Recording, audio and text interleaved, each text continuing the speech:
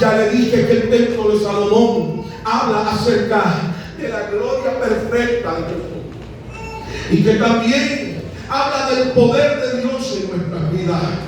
Hay algo muy especial que quiero que usted tenga en cuenta.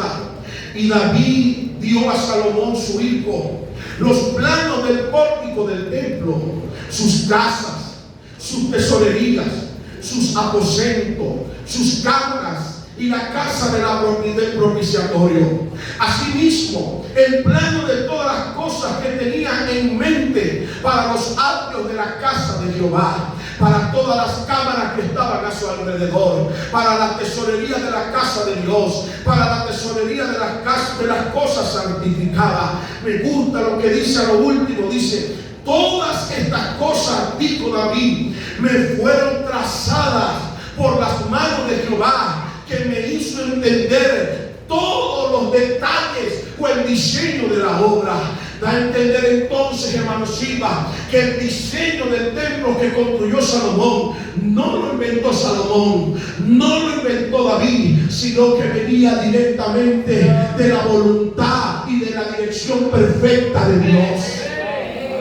Y yo quiero que ahí entienda algo, pastor, pero ¿por qué es el dueño del tiempo y del espacio y habla de la restitución? Porque todo lo que está en la Biblia tiene un propósito. Todo lo que está en la Biblia tiene un plan trazado por Dios. Dios le dijo a David, le dijo: David, vas a hacerlo de esta manera. Yo quiero que tú hagas esto, yo quiero que tú hagas lo otro. Pero hay algo que me llamó mucho la atención. Primera de Reyes, capítulo 6, el versículo 4.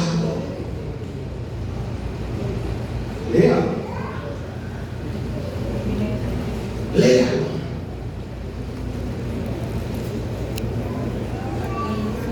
Léalo, por favor.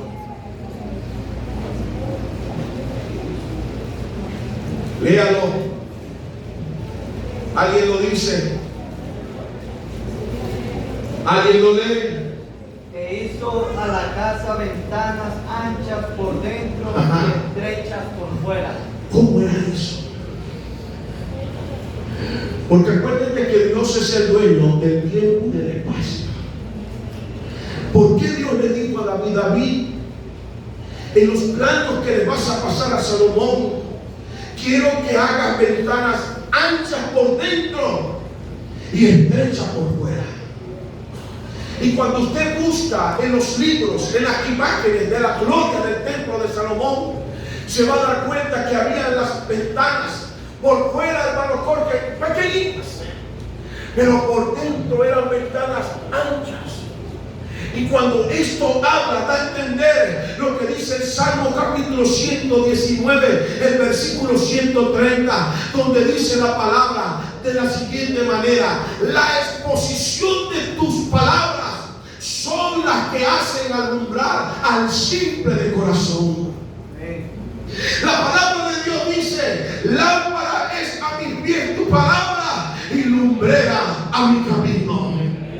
Esas ventanas que eran pequeñas más que por fuera, pero por dentro eran amplias. Toda la luz solar que entraba por ese pequeño orificio en la parte de afuera, adentro se expandía y podía alumbrar completamente todo el templo de Salomón. Ahora eso tiene un significado para este tiempo, porque Él es el dueño del tiempo y el espacio. Eso representa la luz de la palabra de Dios, porque cuando usted y yo estábamos en tiniebla, la luz de su palabra nos alumbró el camino, y hoy tenemos luz en Cristo Jesús. ¿A cuánto le ha alumbrado la palabra? A su nombre sea la gloria. Por eso dice Isaías en el capítulo 60, el versículo 2: porque aquí que las tinieblas cubrirán la tierra y oscuridad a las naciones, mas sobre ti amanecerá Jehová y sobre ti se verá la gloria de Jehová. Y cuando la gloria de Dios se manifieste en alguien, comienza a alumbrar la luz de Cristo. Alguien en esta tarde tiene que dejar que la luz de Cristo comience a brillar en su vida, porque la palabra de Dios es lumbrera a nuestro camino. A su nombre sea la gloria. Primera de Reyes, capítulo 6, el verso 5 y el verso 6.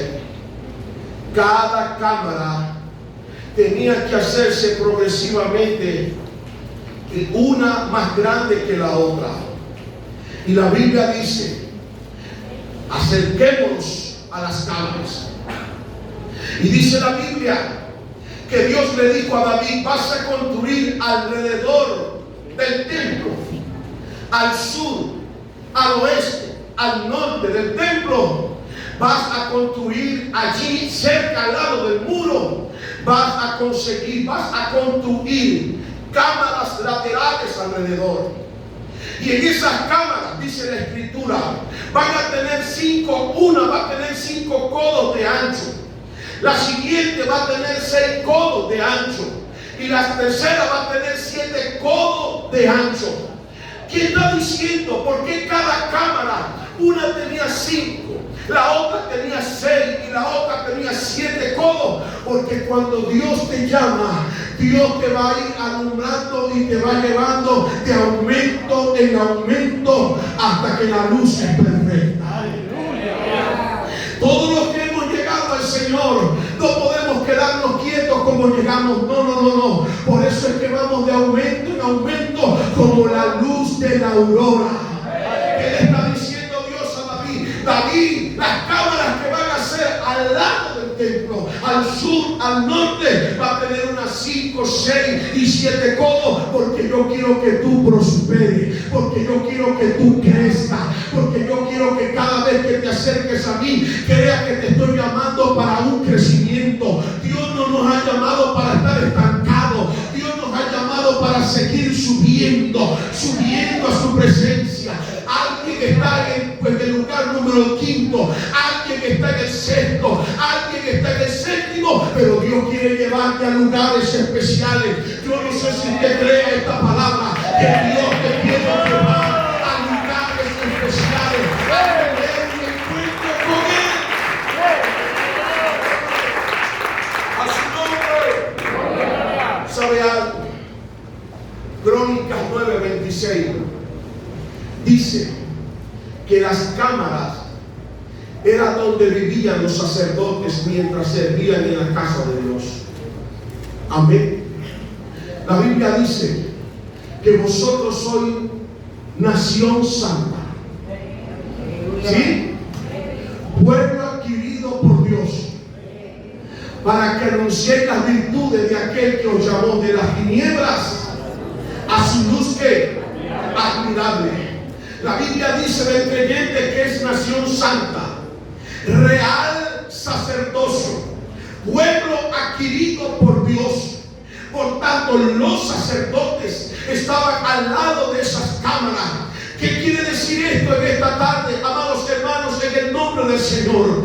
Que usted es un sacerdote de Dios, que usted es un sacerdote en su hogar, que usted es un sacerdote que ministra en su familia, y que usted debe de estar lo más cerca posible de las cámaras de aquí, de este altar. Por eso el salmista decía de la siguiente manera: aún el gorrión halla casa, como dice, y la golondrina nido para sí, donde poner sus polluelos cerca de tus altares. Qué bueno cuando usted viene a este lugar, a la casa de Dios, y usted dice: no hay nada más especial que la casa del Señor. No hay nada más glorioso que estar en este lugar. Yo no sé, pero cuando llega el miércoles, yo tengo el deseo de ir a la iglesia. Cuando llega el sábado, yo tengo el deseo. Cuando llega el domingo, yo tengo el deseo de ir a la iglesia, porque cuán preciosas son tus moradas, oh Dios de los ejércitos. Anhela mi alma estar en tu presencia. A su nombre, a su nombre. El tiempo y el espacio le pertenece a Dios. Había algo en la cámara. Dios le dijo a David: en esas cámaras no solamente va a estar el lugar donde van a descansar los sacerdotes, sino que en sus cámaras vas a contener el grano el vino y el aceite. ¿Y por qué en esas cámaras de 5, de 6 y de 7 codos cada una tenía que guardarse el grano, tenía que guardarse el vino y tenía que guardarse el aceite? Si yo le hablo de grano y vino, me estoy refiriendo a lo que es la Santa Cena o la Cena del Señor. Del grano, de trigo sale el pan, y del vino la copa que has de beber. Pero también dice, tienes que cuidar en esas cámaras, tienes que cuidar el aceite, porque allí se va a almacenar el grano, el vino y el aceite, según Nehemías capítulo 10, el verso 39. ¿Qué nos está diciendo Dios? El dueño del tiempo y del espacio, es que llegaría el momento que Él iba a establecer la Santa Cena.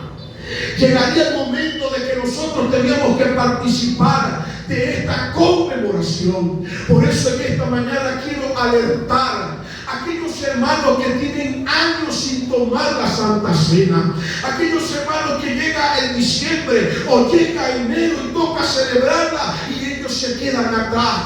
Mucho cuidado, hay poder en el nombre del Señor Jesucristo. La Biblia dice, no descuide el grano, no descuide el vino, es decir, la comunión con Dios, y tampoco descuide el aceite que es la unción. Esta iglesia, estos creyentes que estamos aquí, somos llamados a cuidar la unción de Dios sobre nosotros.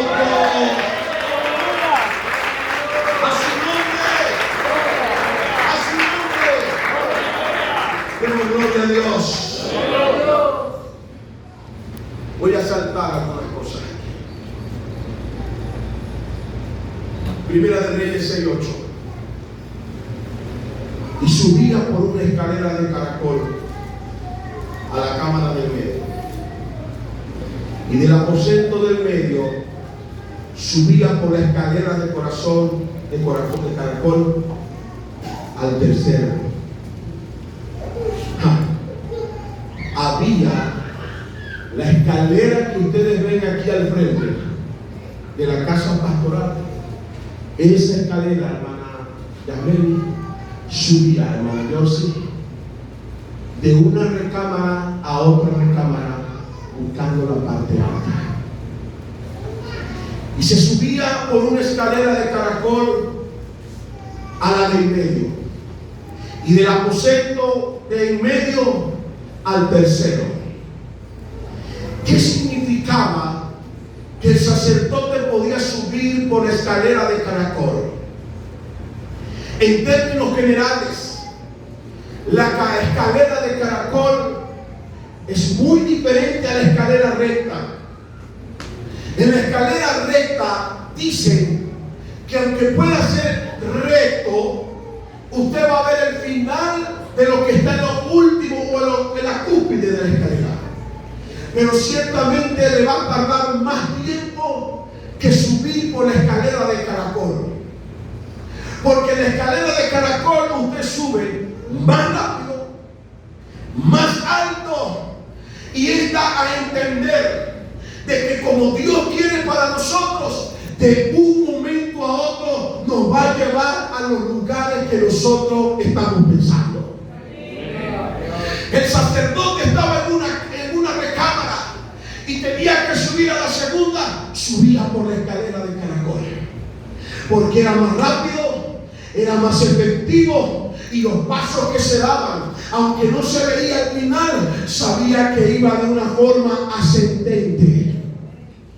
Créame que muchos de nosotros en el tiempo de Dios vamos a comenzar a subir por la escalera de caracol. No sé si te lo captó en esta hora. Muchos de nosotros vamos a comenzar a subir por la escalera de corazón, para de caracol. Cuando Dios me diga, ¡hey! Llegó tu tiempo. Ahora vas a venir de esa recámara a la otra recámara donde te voy a bendecir, donde te voy a ayudar, donde te voy a sanar, donde te voy a levantar. A su nombre, a su nombre. Por ello el sacerdote iba de una recámara a otra en un momento. como nos gusta a nosotros subir por esa escalera. Porque la escalera recta puede hablar de nuestra fuerza humana, pero la escalera de caracol habla del tiempo de Dios. Y en el tiempo de Dios todo es perfecto. La Escritura dice: tiempo y ocasión acontece ¿a qué? A todo. Amén. Cuando subes por la escalera de caracol, es cuando Dios te dice: tú no estás enfermo porque yo ya te sané. Mientras otros están por la escalera recta, Dios te dice: vente por aquí, porque así tú y yo nos entendemos. Lo que tarda para la ciencia médica que tienes que cumplir un tratamiento, porque si no cumples el tratamiento no te vas a poder sanar. Dios te dice: eso es lo que dice la escalera recta, pero en la escalera de caracol te digo, tú y yo vamos a tener un encuentro, y lo que se necesita 1 o 2 meses para ocurrir ahora. Aprenda a caminar con Dios en la escalera de caracol, porque la escalera de caracol es donde vemos la gloria de Dios. Ese aplauso al Señor de la gloria.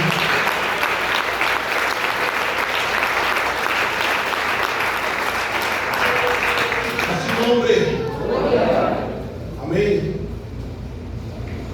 Una de las palabras menos conocida en la Biblia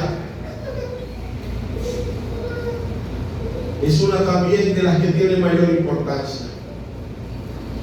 Se trata del verbo restituir. Diga conmigo: restituir.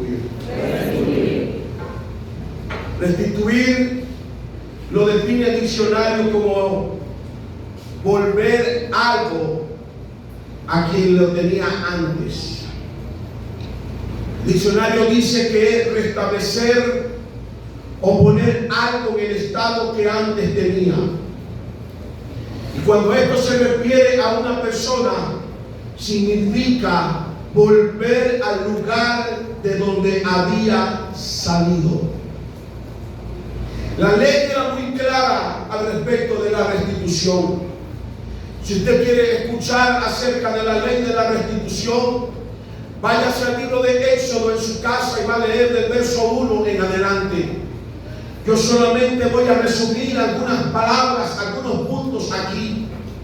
La ley de la restitución dice: cuando alguno hurtare un buey o una oveja y lo degollare o lo vendiere, por aquel buey pagará 5 bueyes.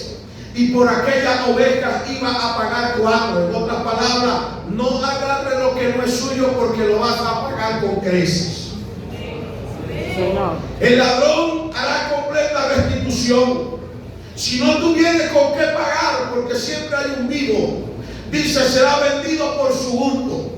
Si fuere hallado con el hurto en la mano, vivo, sea buey o sea asno u oveja, dice la Escritura que tenía que pagar el doble, así estuviera vivo. Si alguno hiciere pastar en campo o viña y metiere su bestia en el campo de otro, de lo mejor de su campo y de lo mejor de su viña pagará. Es como que usted le lance las vacas a la siembra de maíz que tiene el hermano Manuel arriba. Tiene que pagarlo. Cuando se prendiera el fuego y al quemar espinos quemasen también lo que estaba en el campo, dice la Escritura: el que encendió el fuego pagará lo que se quemó. Pero si alguno hubiere tomado prestada la bestia de su prójimo y fuere atropellada a muerta, dice la Biblia que tenía que pagarla. Esa es la ley de la restitución. A su nombre. Cuando usted ve la ley de la restitución, usted se va a dar cuenta que había una viuda que estaba en cierto apuro porque su esposo había muerto y no tenía con qué pagar. Y se acercaron al varón de Dios en esta circunstancia. ¿Qué tienes? Algunos cantan, algunas vasijas, tráiganlas para llenarlas de aceite. Se llenaron de aceite y con eso pagó la deuda, porque tenía, hermanos, que resarcir ese compromiso. Restituir significa entonces volver a un dueño original lo que le pertenece y aún más. Diga conmigo, tiempo y ocasión. Acontece a todo. Ahora, y con esto termino en esta tarde. Génesis capítulo 37 hasta el capítulo 50 hay una historia que a los amigos que están aquí en este servicio les invito a leer, porque es una historia tan fascinante, tan llena de esperanza. Tal vez usted puede ver en esos capítulos tristeza alguna en sus vidas, pero allí vas a conseguir la historia de un hombre llamado José. Diga conmigo, José al que Dios añade. Se trata de la historia de un joven adolescente que tuvo un sueño, como todos nosotros podemos tener un sueño, hermana Amba. El sueño que él tuvo era prácticamente de que iba a ser un hombre muy importante y que iba a ser reconocido. Esto hizo que le contara su sueño a sus hermanos, y sus hermanos no creyeron en él, simplemente porque lo envidiaban, simplemente porque no querían que él prosperaba. José era el hijo preferido de su padre. José era un hombre, un joven lleno de muchas ilusiones, de muchos deseos, pero llegó el momento que por medio de la intriga, por medio de la envidia, sus hermanos decidieron, hermano mío, echarlo a una cisterna seca. Y no solamente que lo llevaron a un pozo seco, sino que lo sacaron de allí y lo vendieron como un esclavo a los ismaelitas, hermanos míos, para tratar de darle la solución y acabar al gran soñador. Cuando José llegó al pozo y cuando fue vendido el ismaelita Anderson, prácticamente a José le quitaron involuntariamente la vida familiar. Le quitaron el calor de un hogar, sufrió la pérdida de un estado emocional. Tal vez yo no hubiese aguantado lo que vivió José, pero allí, en el pozo seco, y siendo vendido como un esclavo a los ismaelitas, le quitaron, le robaron la vida familiar a José. Luego que José llega a Egipto, fue vendido, dice la Escritura. Lo compró un gran hombre en Egipto, un hombre influyente. Era un hombre que era jefe de los ejércitos del faraón. Y dice la palabra del Señor que ahí llegó como un esclavo. Y cuando llegaron a Egipto, mira, aquí hay un esclavo. En otras palabras, a José le robaron su personalidad. Él no era esclavo. Él era un hijo preferido. Era un hijo amado de su padre.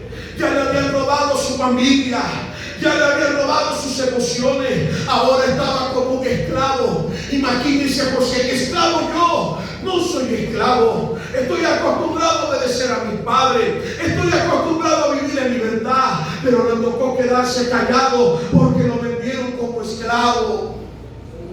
En otras palabras, le robaron su personalidad, le quitaron el privilegio legítimo, el derecho de vivir a libertad, hermanos míos. ¿Saben qué es tremendo? Que a usted le quiten la libertad en voluntad, sin su voluntad. Tal vez alguien puede estar preso porque dice, me lo merezco. Pero ¿sabe qué es terrible? Llegar a una cárcel sin merecerlo. Ser condenado sin ser culpable. Ser vendido como esclavo. No le importó su personalidad. Le quitaron ese privilegio. Y ahí estaba José, creyendo todavía en el Dios de lo imposible. Demos gloria al Señor. Pero cierta oportunidad se dio cuenta el egipcio que Dios estaba con José. Porque el mundo se tiene que dar cuenta que Dios está contigo. ¿Sabías eso? Que el mundo se tiene que dar cuenta que Dios está contigo. Y se dio cuenta el egipcio que Dios estaba con José. Y cuando estaba allí en ese lugar, que era el jefe, aunque era esclavo, Joana, era el jefe, la Biblia dice que sufrió el ataque de una mujer que lo acosaba, que deseaba estar con José, que quería, esta mujer adúltera y perversa, quería, hermanos míos, destruir la vida de José. Y como José no sucumbió al deseo de esta mujer, la mujer lo acusó y le dijo: ese hebreo que tú colocaste como jefe en la casa llegó y casi me violó prácticamente. Y dice la escritura que José nuevamente llegó ¿a dónde? A la cárcel. ¿Sabe qué perdió José? Su integridad. Porque cuando la mujer lo estaba acusando de que era un fornicario o un adúltero, perdón, fornicario, en otras palabras, se estaba metiendo con la integridad de José. Pero José todavía no era su tiempo. Porque estoy hablándole algo en esta tarde a alguien en esta noche en este lugar. En el tiempo de Dios, en el tiempo de José, era muy diferente al tiempo de Dios. En toda esta historia, desde Génesis capítulo 37 hasta el capítulo 50, usted no ve a José renegando. Usted no ve a José. Jacob maldijo.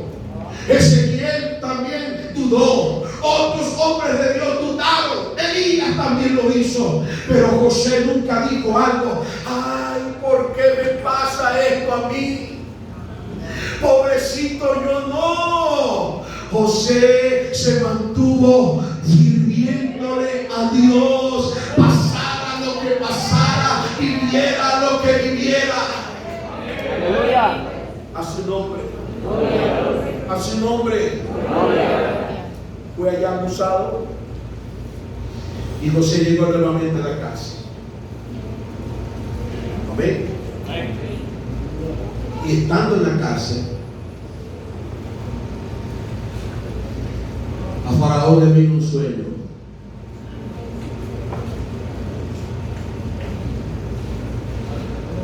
Voy a decirle algo. ¿Cuántos tienen sueños aquí? Levante la mano los que tienen sueño. Tienen deseo de lograr algo. Tal vez estás en la cárcel. Tal vez estás en el gozo. Tal vez te vendieron como un esclavo. Pero créame algo. Dios va a hacer que Faraón tenga un sueño. Porque en el tiempo de Dios, vas a comenzar a subir por la escalera de caracol. Amén. Porque ¿saben quién subió por la escalera de caracol? Fue José. Amén. ¿Cuánto le había costado a los otros subir al lugar que estaba José ahora? Por eso repito, cuando Dios dice: ¡hey, ven acá! José estaba allá. Tal vez José se levantó en la mañana y dijo: otro día más en esta cárcel. Lo que no sabía José era que en esa noche anterior Dios le había dado un sueño a Faraón y había inquietado a Faraón por ese sueño. Y nadie, ninguno de los astrólogos, de los magos, de los sátrapas, ni de los arrastrados, diría yo, le supo decir a Faraón cuál era el sueño y cuál era la interpretación. Porque de paso a Faraón se le olvidó el sueño. Pero mire cómo hace Dios las cosas. Cuando Dios tiene algo para ti, se lo va a ocultar a otro, pero se lo va a revelar a sus hijos. Las cosas reveladas de Dios son para sus hijos. Por eso creo que Dios va a revelarle a alguien en esta hora que llegó el tiempo, llegó el espacio donde Dios te está diciendo: ven acá, es tu turno ahora.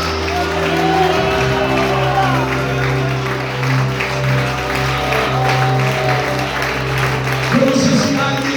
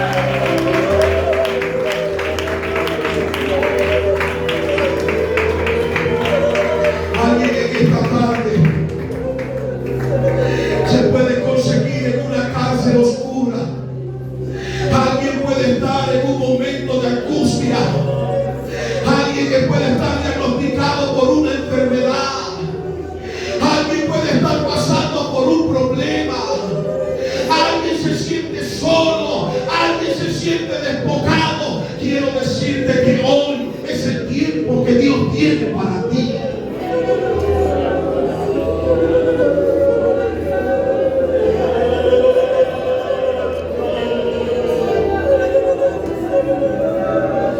Y Dios le dijo, Faraón le dijo a José: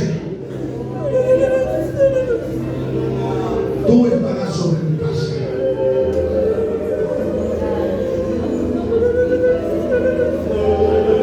Faraón le dijo a José: tú estarás sobre